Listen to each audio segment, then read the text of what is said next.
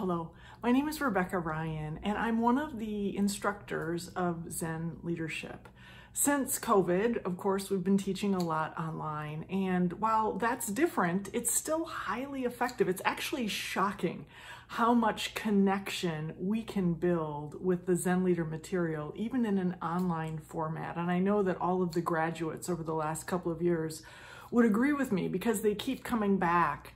But I want to share two things with you today as you consider how much of a commitment you want to make to the Institute moving forward. The first thing is this: there has been a fundamental shift in the kind of intensity that people are bringing to Zen leadership programs. I mean, it's the equivalent of, like, I feel like in the past, people were burned out and maybe they felt like they had hit their ceiling, their leadership ceiling, and they were looking for some tools and techniques to break through.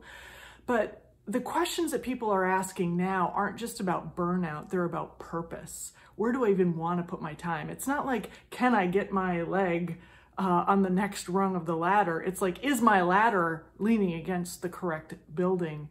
And these are the kinds of purpose-driven questions we want leaders to be asking. And the fact that the Institute can offer programs that can help people check in deeply within them to discover how to work at their highest levels and where they want to apply that work, that feels like the work of our time.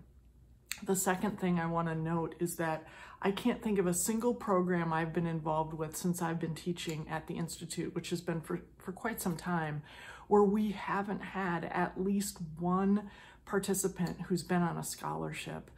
And those participants, I feel, are so dear to me because I could have been one of those participants during a different time in my life. You know, we've had people who work in the prison system. We've had people who work with immigrants. We have had people who work at rape crisis centers.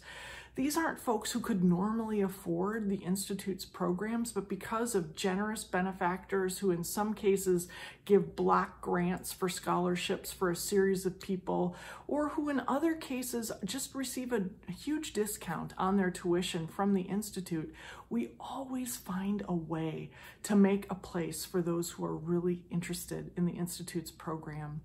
So whatever you're planning on doing for this fundraising campaign, I want you to keep these two things in mind: that the participants who are coming through are asking bigger questions than they've ever asked before, and the size and seriousness of those questions is so well matched to our content. And also, we don't turn people away. We find a way to serve everyone who's looking for this training.